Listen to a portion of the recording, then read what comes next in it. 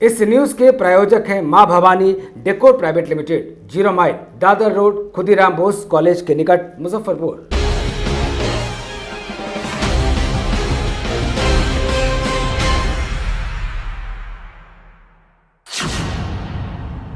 बहुत बहुत स्वागत है आप सभी का डेन न्यूज में और आपके साथ मैं हूं तनु। खबरों की शुरुआत करने से पहले आइए एक नजर डालते हैं उन खबरों पर जो बनी हैं आज की सुर्खियां।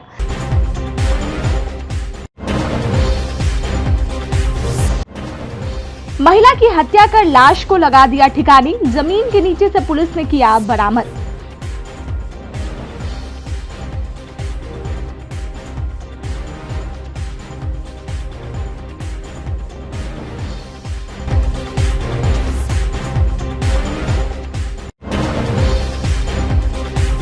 युवक ने लगाई नदी में छलांग, 16 घंटे बाद मिला शव, परिवार में मचा कोहराम।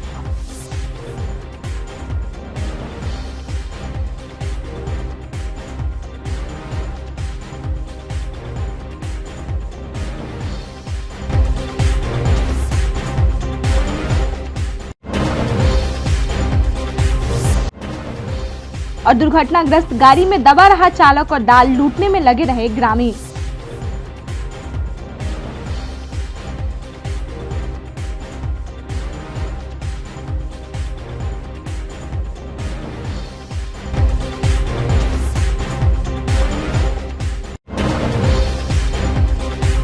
तो ये थी सुर्खियां और अब खबरें विस्तार से। मुजफ्फरपुर के कटरा खगुड़ाडीह गांव से एक सनसनीखेज वारदात सामने आया है। एक बुजुर्ग विधवा की हत्या कर लाश को जमीन के नीचे दबा दिया गया। बात उजागर होने पर पूरे इलाके में सनसनी फैल गई। पुलिस को जब इस बात की जानकारी मिली तो उसने पता लगाकर गड़े मुर्दे को बाहर निकाल लिया। मृतका की पहचान 60 वर्षीय साबिया खातून के रूप में हुई है। सूचना मिलते मौके पर पहुंचे कटरा थानेदार ललित कुमार मिट्टी हटाकर शव को बाहर निकाला। घटना को लेकर गांव में तरह तरह की चर्चा हो रही है, लेकिन अब तक कोई स्पष्ट कारण सामने नहीं आया है।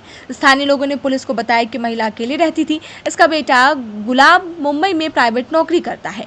महिला का घर पिछले वर्ष बाढ़ में बर्बाद हो गया था। उसके बाद से वह पड़ोसी मोहम्मद तारिक के दरवाजे पर ही खटिया बिछाकर रहती थी। पुलिस पूछताछ में पता लगा कि वह रात को खाना खाने के बाद सो गई थी। सुबह वह अपने बिस्तर पर नहीं थी।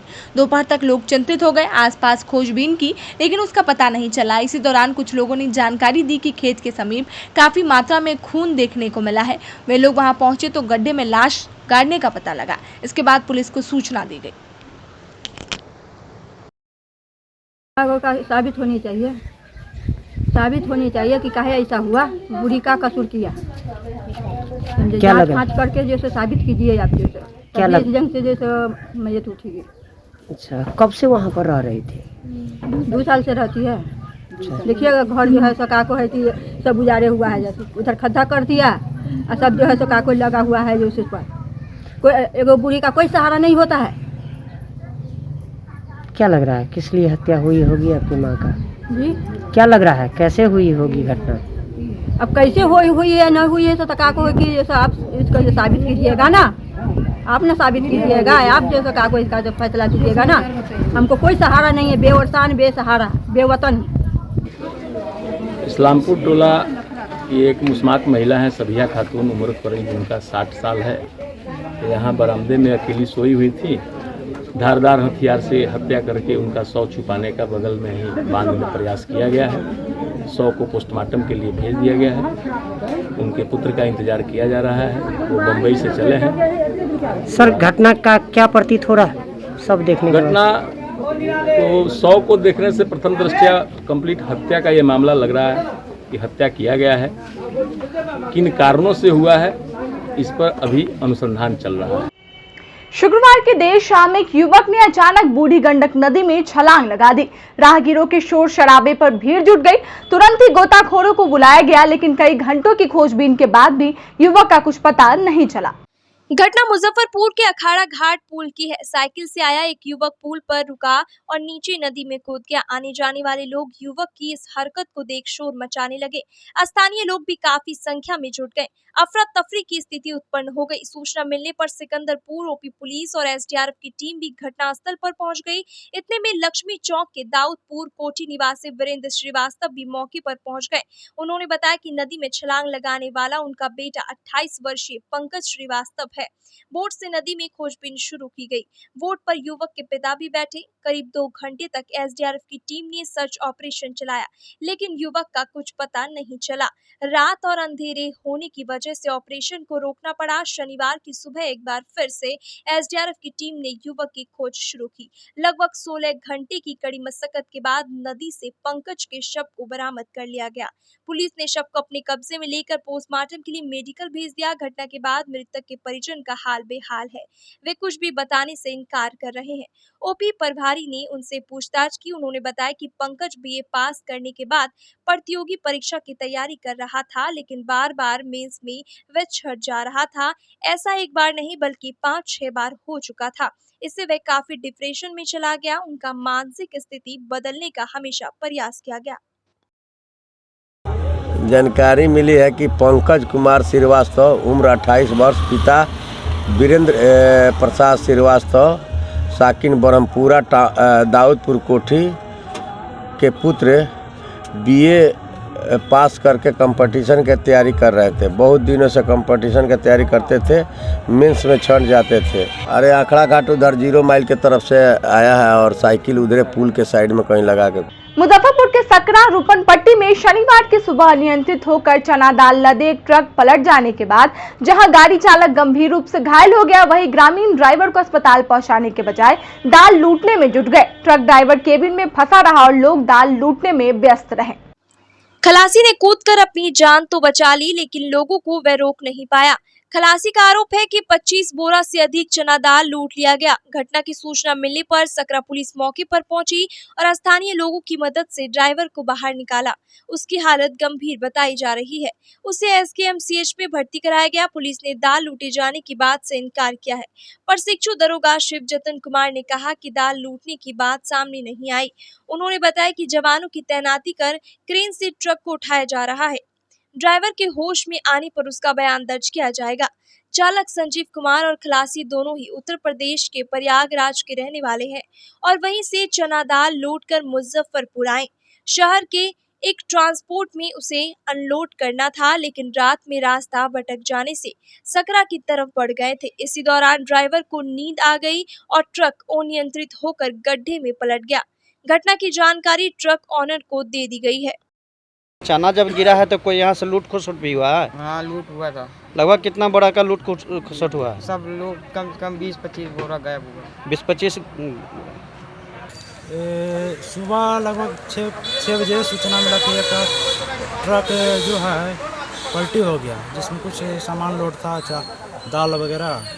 तो उसी सूचना के सत्यापन के लिए आए तो देखे कि पलटी है। ड्राइवर इसमें दबा हुआ था, जिसके पुलिस के बल के सहयोग से निकाला गया और विशेष आगे कार्रवाई की जा रही है। सर क्या यहाँ से लूट खसोट भी हुआ है क्या? चना इस तरह की कोई सूचना नहीं है, लेकिन ड्राइवर से पूछताछ के बाद पता चलेगा। मुजफ्फरपुर में मोबाइल छिनतई के आरोप में कुछ लोगों ने एक नाबालिग को धर दबोचा। उसकी पिटाई होती रही और आसपास मौजूद लोग तमाशबीन बने रहे।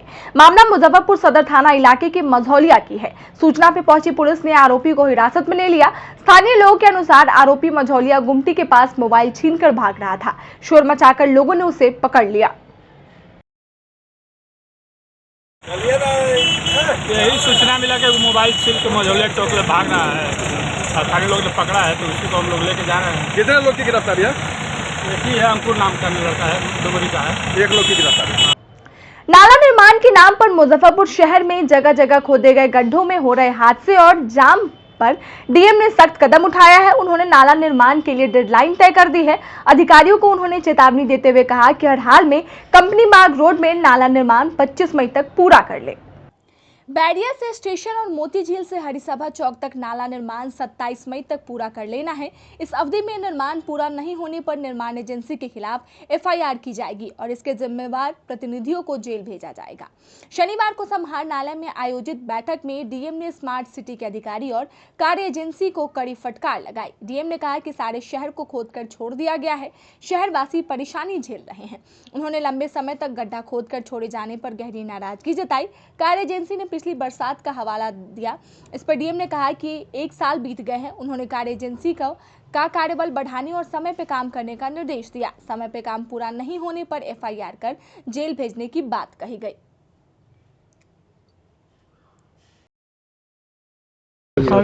स्मार्ट सिटी की बैठक कल की गई है। इसमें विशेष रूप से जो विकास के कार्य किए जा रहे हैं, जिसमें शहर में नाले बनाए जा रहे हैं, तो यह पाया गया कि जो नालों का निर्माण हो रहा है उसमें नाले खोदे जा रहे हैं और पैरेलली उसको ढकते भी जाना है। तो कुछ खोदे ज़्यादा चले गए हैं, खोद दिए गए हैं और ढके कम गए हैं। तो उसके लिए निर्देशित किया गया है कि हर हाल में बरसात आने के पूर्व जो नाले खोदे गए हैं उनका निर्माण पूरी तरह से सुनिश्चित कर लिया जाए।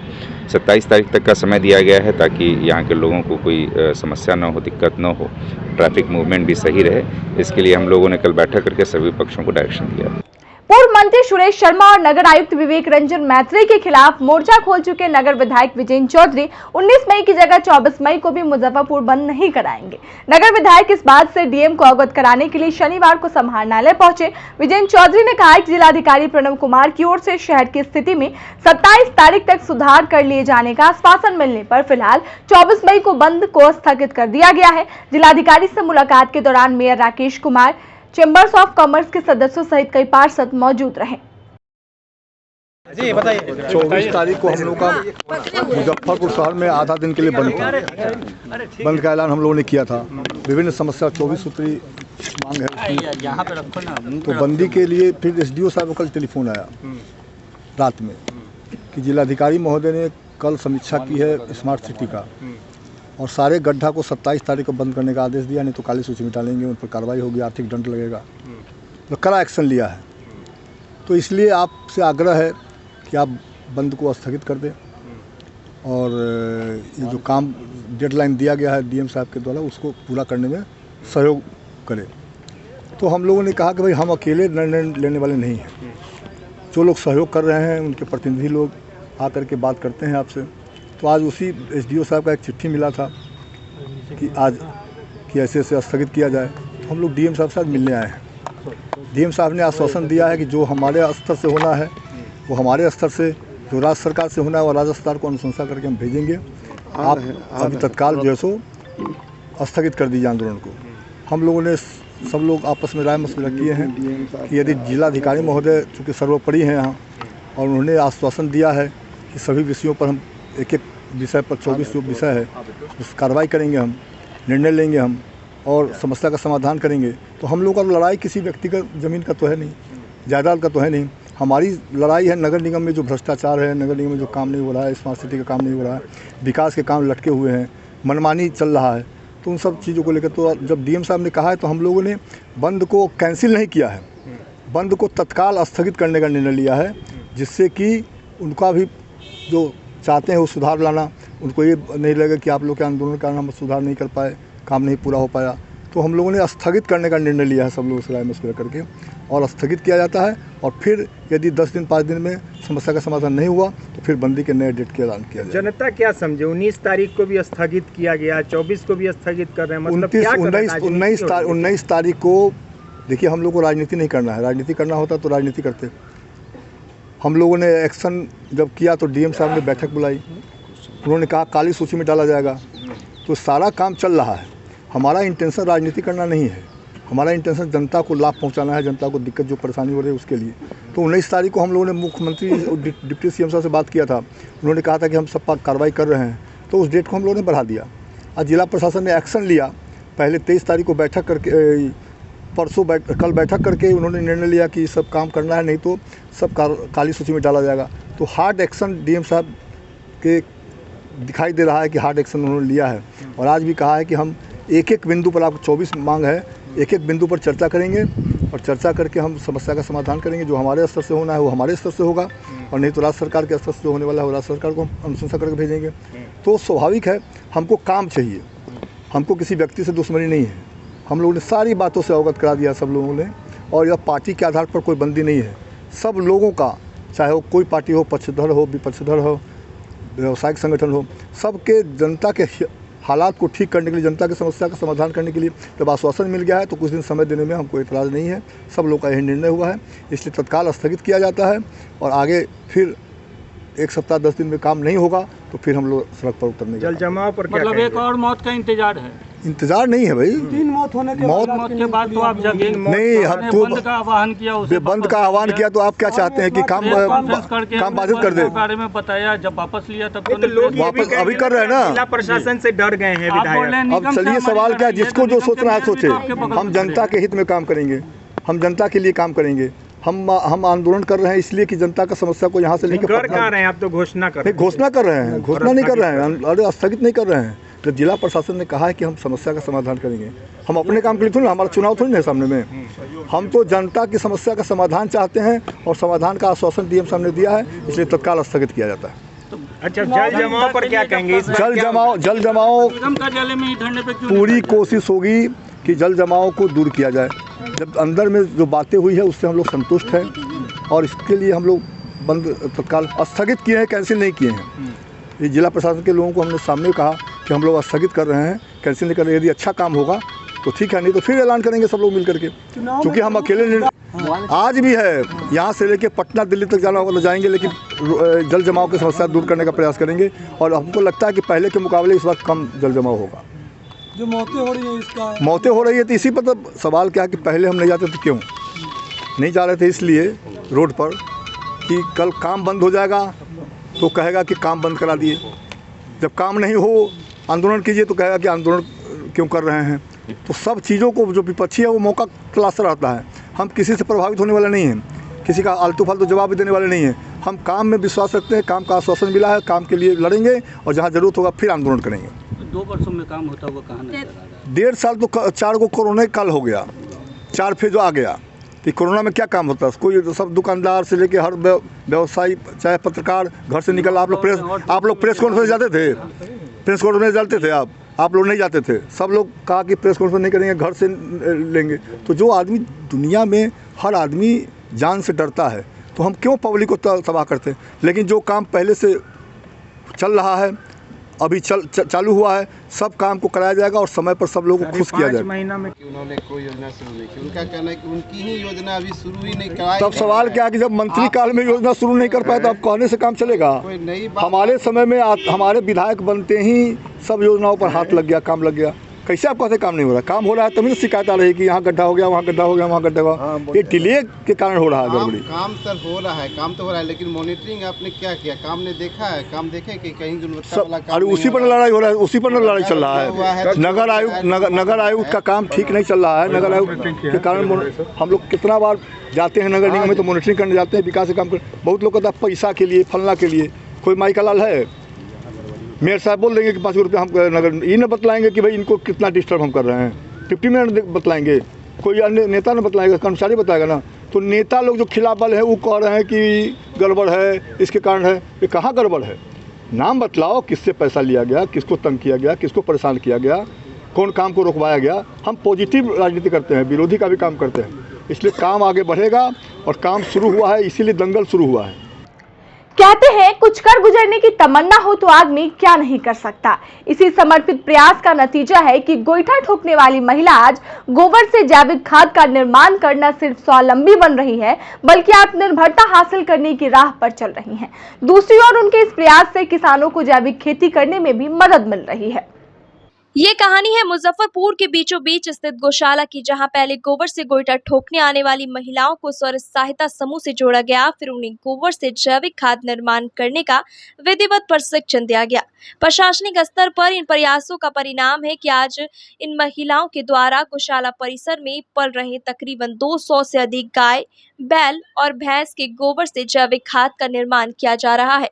ये खाद किसानों, नर्सरी और खुले बाजार के लिए उपलब्ध है। स्वावलंबी महिलाओं द्वारा निर्मित जैविक खाद प्रति क्विंटल 800 रुपये मिल रहा है। वहीं थोक दर से लेने पर यह खाद प्रत्येक किलोग्राम 8 और खुदरा मूल्य 10 रुपये प्रति किलोग्राम मिल रहा है। विदित हो कि यह गौशाला 1897 ईस्वी में शुरू हुआ है, जहां उन पशुओं को लालन पालन हासिल है जो आदमी की नजर में अनुपयोग माने जा रहे हैं। या तो पशु दूध देने काबिल नहीं रहते हैं या फिर कसाई के हाथों से मुक्त कराया जाता है। फिलहाल गौशाला में 200 से अधिक पशुओं का पालन हो रहा है। गोबर से खाद बनाए जाने के मामले में एसडीओ पूर्वी शय गौशाला समिति के अध्यक्ष ज्ञान प्रकाश ने बताया कि महिलाओं ने इस प्रयास के जैविक खेती को बढ़ावा देने में मदद हासिल होगी। दूसरी तरफ इन महिलाओं को रोजगार तो मिल ही रहा है, उन्होंने स्वावलंबित और आत्मनिर्भर बनने में भी मदद हासिल होगी। जैविक खाद क्यों यूज करते हैं? वो बहुत फायदा करता है, कम में मिलता है, मिल जाता है। मुजफ्फरपुर गौशाला में भी गाय के गोबर से जैविक खाद बनता है, तो हाँ। वो मिलता है कि नहीं आप लोग? मिलता है। मिलता है। हाँ। क्या फायदा करता है खेत को, मतलब फसल अच्छे से होती है? हाँ, बहुत अच्छा होता है। और रासायनिक खाद से सस्ता है कि महंगा है? सस्ता है। सस्ता पड़ता है ना। यूज करते हैं। देखिए रासायनिक खाद मिलता नहीं। अच्छा। जैविक माने हमको लोग सस्ता पड़ता है, हम लोग यूज। अच्छा, फायदेमंद है जैविक? क्या फायदा है खेतों को? नुकसान भी नहीं है। नुकसान भी नहीं है। अच्छा, और उपज वगैरह उससे होती है? तो उसमें मेरा ये कहना है कि आप लोग भी सुने होंगे कि इंडिया में पंजाब, हरियाणा, पश्चिमी राजस्थान, गंगानगर डिस्ट्रिक्ट, पश्चिमी उत्तर प्रदेश में जो ग्रीन रिवोल्यूशन हुआ, उसके चलते वहाँ केमिकल फर्टिलाइज़र का प्रयोग बहुत ज़्यादा हुआ। और केमिकल फर्टिलाइज़र जैसे हम लोग नाइट्रोजन, पोटास, ये सब जो यूज करते हैं, उसमें भी रेशियो बना हुआ है NPK 4:2:1 होना चाहिए। लेकिन जो जैसे ही इम्बैलेंस हुआ, जैसे NPK रेशियो जो 4 होना चाहिए, पंजाब में 15 चला गया। तो जितना केमिकल फर्टिलाइज़र का यूज हुआ है ना, डिफरेंट टाइप का बीमारी होना शुरू हो गया उन क्षेत्रों में, जैसे ब्लू बेबी सिंड्रोम। इसी के चलते जो नेशनल हम लोग एग्रीकल्चर पॉलिसी में जो चेंज हुआ कि ऑर्गेनिक फार्मिंग को हम लोग को प्रमोट करना है, उसी के तहत हम लोग प्रयास किए हैं कि NGO के माध्यम से सेल्फ हेल्प ग्रुप बना के और उसको हम लोग बायो फर्टिलाइजर, जैसे अभी भी हमारे गौशाला में यहाँ 100 से ऊपर गाय हैं। जो 2 हमारा गौशाला है, एक जगह 200 है, एक जगह 100, दोनों प्लस है। तो जो भी उन लोग का गोबर है, उससे हम लोग प्रयास कर रहे हैं कि बायो फर्टिलाइज़र के रूप में उसका उपयोग किया जा सके। तो बायो फर्टिलाइज़र आपका जो खेत का है, वो नेचुरल फर्टिलिटी को भी बढ़ाएगा। और केमिकल फर्टिलाइज़र जो जनरल हम लोग ग्रेन इंटेक करने से जो जा रहा है शरीर के अंदर, हमारा विभिन्न प्रकार की बीमारी भी जो जन्म लेती है, तो बीमारी से सुरक्षा भी होगा, महिलाओं को अपना रोजगार भी मिलेगा, खेत का फर्टिलिटी भी बढ़ेगा, अंततः उसका प्रोडक्टिविटी भी बढ़ेगा। तो उसमें अन्य जो भी अगर सुविधा है उसको भी हम लोग उपलब्ध कराएंगे और इस योजना का प्रचार प्रसार भी हम लोग करेंगे, ताकि अन्य जगह जो भी गौशाला है इसका अनुकरण कर सके और हम लोग रोल मॉडल के रूप में इसको तैयार कर सकें। शनिवार को समाहरणालय में आयोजित एक कार्यक्रम में डीएम प्रणव कुमार ने मछली उत्पादन एवं कारोबार को बढ़ावा देने के लिए सरकारी अनुदान पर उपलब्ध वाहनों की चाबी लाभुकों को सौंपा और हरी झंडी दिखाकर रवाना किया। उन्होंने बताया कि मत्स्य विपणन योजना के तहत मत्स्य पालक एवं कारोबारी को सबल बनाने के लिए 90% के अनुदान पर 2 4 व्हीलर, 4 3 व्हीलर और 16 मोपेड आइस बॉक्स के साथ दिया गया। मुख्यमंत्री मत्स्य विकास योजना के अंतर्गत मछुआरा संवर्ग के लोगों को 90% अनुदान पर, विशेष रूप से अनुसूचित जाति वर्ग और अति पिछड़ा वर्ग के मत्स्यजीवी लोगों को मोपेड और मोपेड भी आइस बॉक्स युक्त और छोटे छोटे वाहन, पिकअप वाहन, जिसके माध्यम से वो मत्स्य का व्यापार कर सकते हैं, आज यहाँ उपलब्ध कराया गया है और ये स्कीम लगातार चल रही है। इसके माध्यम से मत्स्यजीवी वर्ग के आर्थिक उन्नयन का प्रयास किया जा रहा है। जिस व्यवसाय को पहले से करते आ रहे हैं उसमें सरकार की तरफ से 90% अनुदानित दर पर ये मोपेड और गाड़ियाँ उपलब्ध कराई जा रही हैं, जिसके माध्यम से उनके व्यापार में और वृद्धि होगी और आर्थिक समुन्नति होगी। तो ये अभी जैसा आप लोगों ने देखा, हम लोगों ने यहाँ पर मोपेड्स और जो पिकअप हैं, छोटे ऑटोज़ हैं, ये उपलब्ध कराए हैं और सारी संख्या, जितनी संख्या में उपलब्ध कराया गया है, सारे लोग आज उपस्थित नहीं हो पाए हैं, लेकिन जो पूरी संख्या है उसकी जानकारी अभी हम लोग आप लोगों को दे देते हैं। मोदी सरकार के 8 वर्ष पूर्ण होने पर 1 जून से 14 जून तक भाजपा जिले भर में सेवा, सुशासन और गरीब कल्याण पर्व मनाने जा रही है। शनिवार को मुजफ्फरपुर के मिठनपुरा स्थित एक होटल आयोजित बैठक में शामिल पार्टी के प्रदेश उपाध्यक्ष मिथिलेश तिवारी, राजेश वर्मा, महामंत्री बेबी कुमारी, विधान पार्षद घनश्याम ठाकुर सहित अन्य नेताओं ने बताया कि मोदी सरकार के 8 वर्ष पूरे होने पर 1 जून से 14 जून तक भाजपा द्वारा देश भर में सेवा, सुशासन और गरीब कल्याण पर्व मनाया जाएगा। इसके तहत युवा मोर्चा द्वारा विकास तीरथ बाइक रैली का आयोजन किया जाएगा, जबकि SC मोर्चा द्वारा बाबा साहेब विकास रैली, चैपाल बैठक आयोजित की जाएगी। इनके अलावा सभी मोर्चे द्वारा अपने अपने स्तर पर कार्यक्रम भी किए जाएंगे। तथा समापन पर जिले स्तर पर भी गरीब कल्याण जनसभा का आयोजन भी किया जाएगा। इन सभी कार्यक्रम के जरिए भाजपा की कोशिश है कि आम लोगों के बीच बैठ और गहरी की जाए। बैठक में भाजपा जिलाध्यक्ष रंजन कुमार, मंत्री रामसूरत राय सहित जिले के तमाम वरीय नेता उपस्थित रहे। पूरे बिहार प्रदेश के अंदर 4 जगह बिहार भारतीय जनता पार्टी ने तय की है, जिसमें एक स्थान मुजफ्फरपुर भी है, जिसकी जवाबदेही मुझे दी गई है। लेकिन बाबा गरीबनाथ की भूमि पर, शहीद जुबा सहनी की भूमि पर जिस प्रकार से हमारे यहाँ आदरणीय राजेश वर्मा जी, श्रीमती बेबी जी, हमारे जिलाध्यक्ष रंजन जी, हमारे मंत्री रामसूरत राय जी, या जिस प्रकार से भारतीय जनता पार्टी की क्षमता को, जिस संकल्प शक्ति को हमने देखा है, तो ये आयोजित रैली निश्चित रूप में बिहार में ऐतिहासिक रैली होगी। यहाँ के कार्यकर्ता के परिश्रम और पुरुषार्थ के आधार पर, ऐसा मेरा विश्वास है, क्योंकि कोर ग्रुप की बैठक में ही सभी विचार छन के आया है। और मैं दावे के साथ, विश्वास के साथ कह सकता हूँ कि मुजफ्फरपुर के सभी कार्यकर्ताओं के परिश्रम और पुरुषार्थ के आधार पर, बाबा गरीबनाथ की भूमि पर, और बिहार भारतीय जनता पार्टी की राजनीतिक राजधानी पटना तो जरूर है, और पूरे बिहार की आर्थिक राजधानी मुजफ्फरपुर है, तो आर्थिक राजधानी मुजफ्फरपुर में आकर मुझे निश्चित रूपेण और ये काम करने का मुझे अवसर मिला दिया कि पार्टी ने, इसलिए मैं पार्टी को और जिला मुजफ्फरपुर के सभी साथियों के प्रति आभार। केंद्र सरकार के 8 साल पूरा होने के उपलक्ष्य में सेवा, सुशासन और गरीब कल्याण का एक कार्यक्रम, जो केंद्र सरकार ने पिछले 8 साल में इस देश के जनता का सेवा किया है, उस सेवा, सुशासन और गरीब के कल्याण को लेकर के हम लोग 14 दिन का एक कार्यक्रम हम लोग पूरे ज़िले में करने जा रहे हैं। इसी के निमित्त आज की बैठक आयोजित की गई है, और हम लोग किसान से लेकर के जो भी गरीब के समाज के जो अंतिम वर्ग के लोग हैं, उनके बीच में जाएंगे और केंद्र सरकार की उपलब्धियों को उनसे अवगत कराएंगे, और जो लोग आज तक उससे लाभान्वित होने से वंचित हुए हैं, उन तक इस कार्यक्रम को पहुंचाने का कार्यक्रम करेंगे। और ये हमारा कार्यक्रम पूरे ज़िले में 14 दिन चलेगा, जो जिला स्तर से लेकर के बूथ स्तर तक इस कार्यक्रम को आयोजित किया जाएगा। और आज इस कार्यक्रम को हम लोगों के बीच में रखने के लिए हमारे प्रदेश से 2 उपाध्यक्ष, प्रदेश के महामंत्री, और साथ में हमारे विधान पार्षद जो इस कार्यक्रम के प्रभारी बने हैं, घनश्याम ठाकुर जी मधुबनी से आते हैं, वो इस कार्यक्रम के प्रभारी हैं। और इसके साथ ही एक बहुत बड़ी रैली का भी आयोजन हम लोग मुजफ्फरपुर में 11 तारीख से 14 तारीख के बीच में करने जा रहे हैं, जो हमारे केंद्रीय स्तर के बड़े नेता आएंगे, जिसमें कम से कम 25,000 से 40,000 की उपस्थिति होगी। देश के पूर्व प्रधानमंत्री राजीव गांधी के 31वें पुण्यतिथि पर तिलक मैदान स्थित कांग्रेस कार्यालय में शनिवार को आयोजित श्रद्धांजलि सभा में उपस्थित जिलाध्यक्ष अरविंद कुमार मुकुल सहित तमाम कांग्रेस जनों ने राजीव गांधी के चित्र पर पुष्पांजलि कर श्रद्धा सुमन अर्पित किया।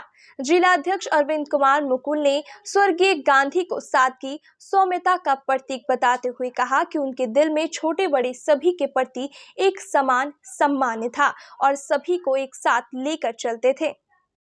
रत्न पूर्व प्रधानमंत्री राजीव गांधी जी की 31वीं पुण्यतिथि जिला कांग्रेस कमेटी मुजफ्फरपुर बिहार के तत्वाधान में मनाई जा रही है। हमारे नेता जो 1991 में शहीद हो गए और 5 साल प्रधानमंत्री रहे, उनके कार्यकाल में देश का काफ़ी विकास हुआ, चौमुखी विकास हुआ। अगर इलेक्ट्रॉनिक और सॉफ्टवेयर, कंप्यूटर, मोबाइल फ़ोन, संचार क्रांति और विदेश नीति और देश की एकता, अखंडता राजीव जी के समय में काफ़ी मजबूत हुआ था और देश काफ़ी तरक्की कर रहे थे। विदेशी ताकत का शिकार राजीव जी हुए। राजीव जी को विदेश के जो लोग हैं और हमारे जो देश में जो नेता थे जिनकी दुकानदारी खत्म हो जाती, सारे लोग मिलकर राजीव जी को हत्या कराई गई। आज राजीव जी को खोने का हम लोगों को काफ़ी अफसोस है। आज देश काफ़ी तरक्की होता। अगर 91 में राजीव जी प्रधानमंत्री होते तो हम समझते हैं कि आज हम अमेरिका के टक्कर में रहते। 5 साल में राजीव जी ने 18 वर्ष के युवा को मताधिकार देने का मत देने का पावर दिया, वोट देने का। उसके बाद और भी सारे चीज़ हैं कि तुरंत, चाहे वह किसान का समस्या हो, चाहे बेरोजगारी की समस्या हो, चाहे मजदूर से लेके कोई बहुत सारे क्रांति उन्होंने किया, जो आज आधुनिक भारत, आज भारत कहला रही है। कांग्रेस कार्यालय में क्या कुछ किया? अभी हम लोग उन पर पुष्प अर्पित किए हैं और फिर हम यहाँ पे हमारे जो कांग्रेस जन हैं संबोधित करेंगे और हम लोग याद करेंगे और उनके बताए हुए रास्ता पर चलेंगे। शनिवार को बिहार विमर्श की ओर से गोबरसही चौक स्थित एक होटल में उपेक्षित एवं पिछड़े उत्तर बिहार के विकास की राजनीति विषय पर बैठक आयोजित की गई, जिसमें उत्तर बिहार देश का सबसे गरीब एवं पिछड़ा क्षेत्र क्यों है, इस पर विस्तार से चर्चा की गई।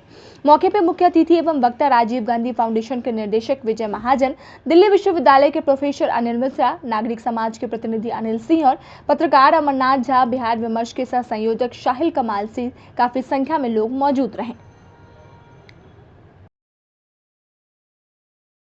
कार्यक्रम आयोजित किया गया है। ये बिहार विमर्श का कार्यक्रम है।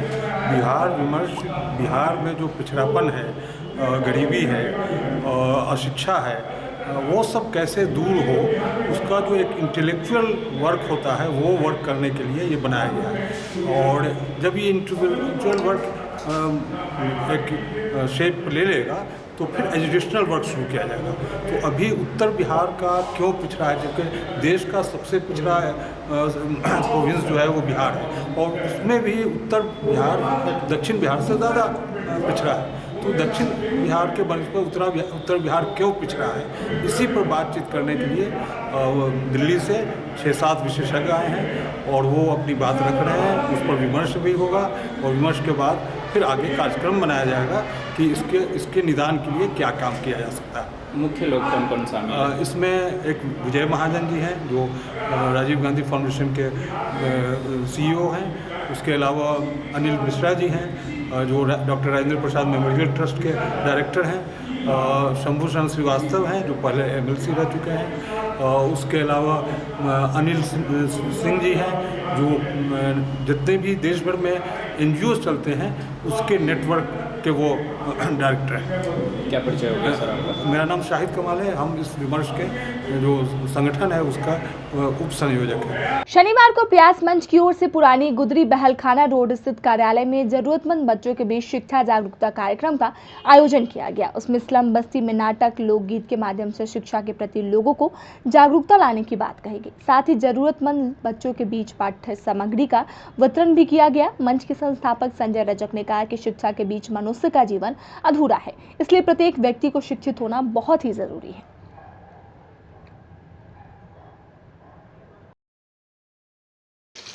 पढ़ेगा इंडिया तभी तो आगे बढ़ेगा इंडिया। आज एक प्रयास मंच के द्वारा पुरानी गुदरी बहलखाना रोड स्थित एक प्रयास मंच कार्यालय में शिक्षा जागरूकता पठन सामग्री वितरण कार्यक्रम का आयोजन किया गया।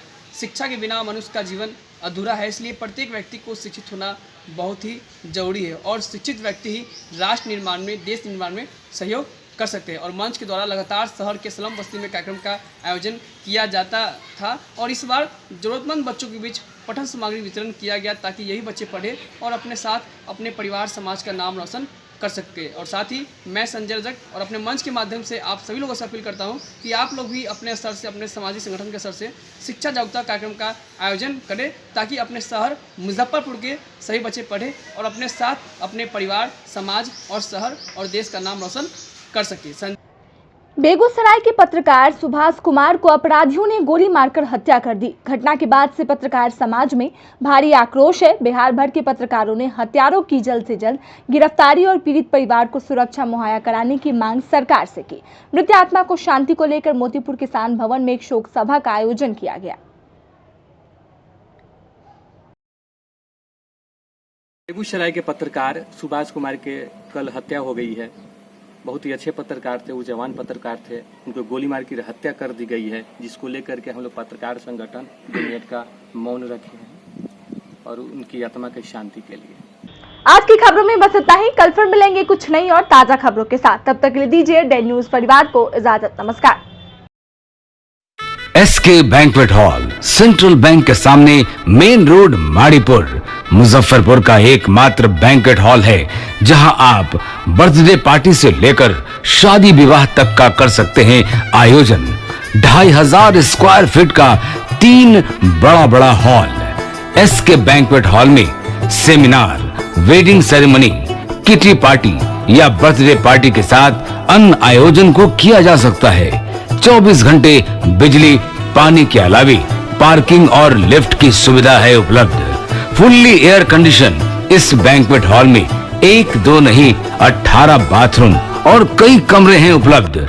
बेहतरीन लाइट से सुसज्जित एसके बैंक्वेट हॉल बुक करने के लिए आज ही संपर्क करें 7005576759 8259954791। Basement parking, first floor hall, second floor hall, third floor room, fourth floor hall. Area wise एक फ्लोर का एरिया 2500 स्क्वायर फीट है फर्स्ट फ्लोर का।